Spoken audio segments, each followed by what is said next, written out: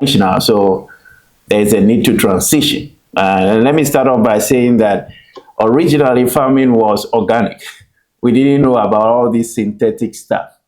And then when we discovered synthetic stuff, we felt that, oh, doing anything natural was so backward, and everybody jumped on the synthetic. We stopped doing the common sense things needed to grow food naturally. So now we actually call the other type of farming not organic, we call it conventional. That's conventional. So if you are not using it, then you are organic. So let's talk about how to transition to organic, and I'll be rushing through it.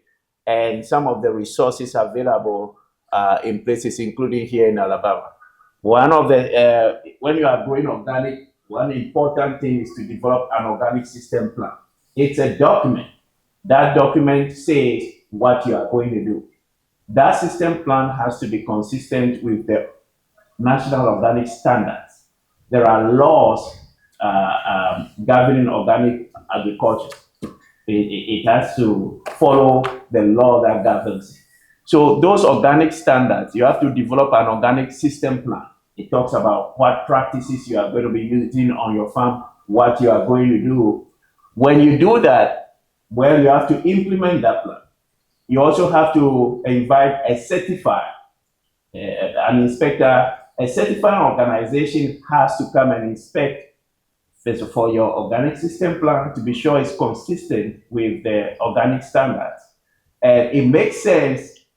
People sometimes want the inspector to come to their farm and go through the organic system plan. That is not a very cost-effective way of doing it, because depending upon the certifier, any amount of time they spend on your farm, you are paying for it. So it works better when you make the system plan available to them so they can review it. So by the time they come to your farm, all they are checking is whether you are doing, because if the system plan is not consistent with the organic standard, they would ask you to make some changes. If it is consistent with it, the next thing is to find out, are you doing what you have stated in your organic system plan that you will do?